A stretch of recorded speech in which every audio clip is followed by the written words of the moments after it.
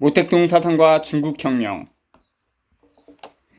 제4장 중국혁명과 중국공산당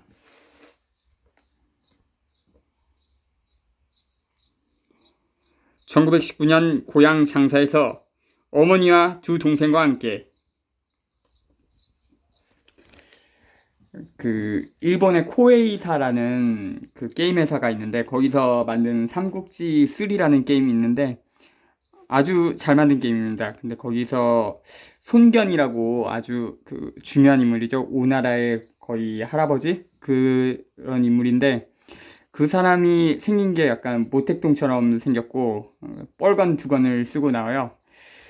그리고 또 그 사람의 근거지는 장사예요. 완전히 이 모택동을 모델로 만들었던 거 아닌가 생각이 됩니다. 네. 1. 중국사회 1. 중화민족 중국은 세계에서 가장 큰 나라 중 하나이며 그 영토는 전 유럽의 면적과 거의 같다. 넓은 영토는 중국인에게 양식을 공급하는 광대한 기름진 땅을 제공하고 있으며 울창한 삼림과 풍부한 지하자원과 크고 작은 종횡의 산맥들이 전국으로 뻗어 있다. 많은 하천과 호수는 수상 운송과 관계의 발달을 가져왔으며 긴 해안선은 해외 여러 민족들과 교류를 촉진시켰다. 오랜 예적부터 중화민족의 조상들은 이 광활한 대지에서 터전을 잡아 살아왔고 번영을 누려왔다. 지금 중국의 국경은 동북부, 서북부 및 서쪽의 일부가 소비에트 사회주의 공화국과 연결되어 있으며 북부는 몽골과 국경을 접하고 있다. 서부의 일부 및 서남부는 아프가니스탄, 인도, 부탄, 네팔과 연이어 있으며 남부는 미얀마, 베트남과 이어져 있으며 동부는 한국과 연결되어 있으며 일본 및 필리핀과는 인접해 있다. 이러한 지리적인 주변 환경은 중국 인민혁명의 외부적인 좋은 조건과 나쁜 조건을 동시에 갖추고 있다. 좋은 조건은 소련과 연결되어 있고 구미의 중요한 제국주의 국가들과 비교적 멀리 떨어져 있으며 주위에 있는 국가들 중 많은 나라들이 식민지, 반식민지 국가라는 것이다. 나쁜 조건은 일본 제국주의가 중국과 인접하여 중국의 민족적 생존과 중국인민혁명에 박해를 가하고 있다는 것이다. 네. 중국 인구는 4억 5천만으로서 전 세계 인구의 약 4분의 1을 차지하고 있다. 중국 인구 중에서 90% 이상이 한족이다. 이 밖에 몽고족, 회족, 장족, 위구르족, 묘족, 이족, 장족, 중가족, 조선족 등 많은 소수민족이 있으며 그 문화 발전의 정도는 다르지만 자기 고유의 전통 역사를 가지고 있다. 중국은 여러 민족이 결합되어 이루어진 다민족 국가이다. 중화민족의 발전 과정, 여기서는 주로 한족을 두고 말한다.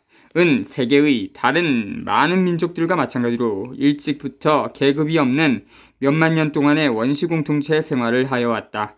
원시 공동체가 붕괴되고 사회생활이 계급 생활로 들어선 그 시대로부터 노예 사회, 봉건 사회를 거쳐 지금에 이르기까지 약 4,000년이나 된다.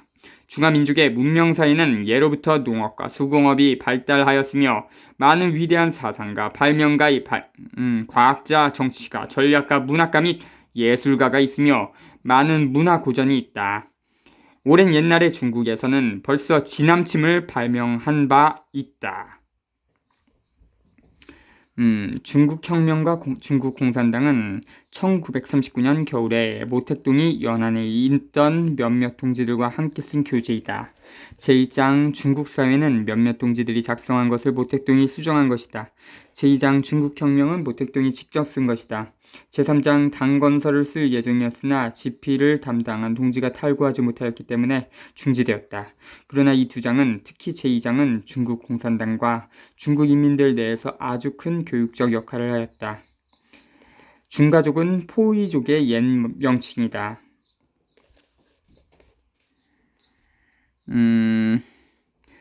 지남침은 자기약 원리에 의하여 제조된 것으로 지질탐사 항해 등에 빼놓을 수 없는 기기다. 고대 중국인들은 이를 사남이라고 불렀다. 지남침은 이미 전국 시대 때부터 사용하기 시작했는데 전국 시대의 여시 춘추의 자석이 철을 끌어당긴다는 말이 있는 것을 보아 당신의 중국 사람은 이미 자석이 철을 끌어당긴다는 것을 알고 있었음을 알 수 있다. 당시의 중국 사람은인데 당신의라고 약간 오타가 있네요. 기원후 1세기에 동한의 왕충은 논영에서 자작병이 남쪽을 가리켰다고 하였다. 이로 보아 당시에 이미 극을 가리키는 자석의 성질을 발견하였다는 것을 알 수 있다. 그리고 송나라 문헌의 기록에 의하면 11세기에 이미 중국 사람들은 인조 자침으로 만든 지남침을 발명하였다. 12세기 초엽에 이르러 송나라 희종 때의 주계 평주가담과 서경의 선화봉사 고려도경에는 모두 항해의 나침반을 사용하였다는 사실을 언급하고 있다. 이로 보아 당시의 지남침이 매우 보편적으로 사용되었음을 알 수 있다. 1800년 전에는 제지법을 발명하였고 중국 고대 문헌의 기록에 의하면 기원후 2세기 초엽 동안의 황간 체류는 이전 사람들의 경험을 모아 나무 껍질, 삼, 헝겊, 낡은 고기, 그물 등으로 종이를 만들었다고 하였다. 그 후 이런 제지법은 전국적으로 점차 보급되었다. 사람들은 이런 종이를 채우지라고 불렀다.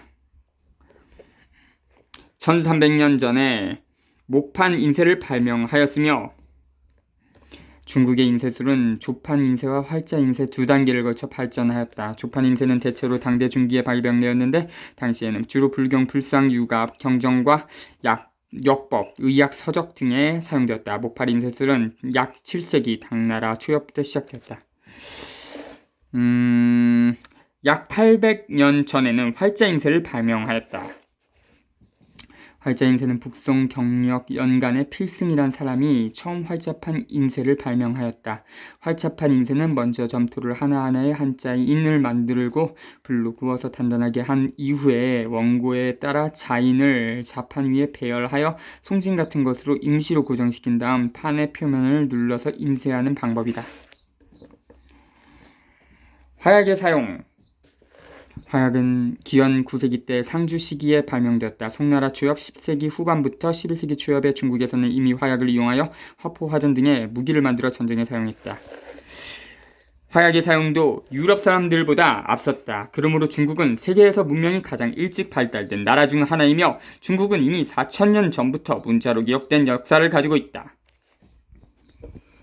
중화 민족은 인내력과 근면한 민족으로 알려져 있을 뿐만 아니라 동시에 자유를 매우 사랑하며 많은 혁명 전통을 가진 민족이다.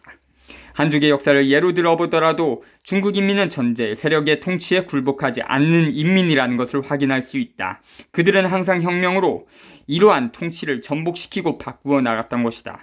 한족의 수천 년간의 역사에는 지주와 귀족의 암흑 통치에 반항하여 일어난 크고 작은 수백여 차례의 농민 봉기가 있었다.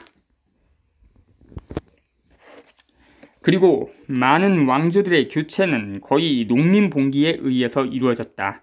중화인민들은 외래 민족의 억압을 반대하며 이러한 억압을 물리쳤던 것이다. 그들은 상호 간에 억압을 하거나 억압받는 것을 원하지 않고 평등적인 연대적 생활을 하였다.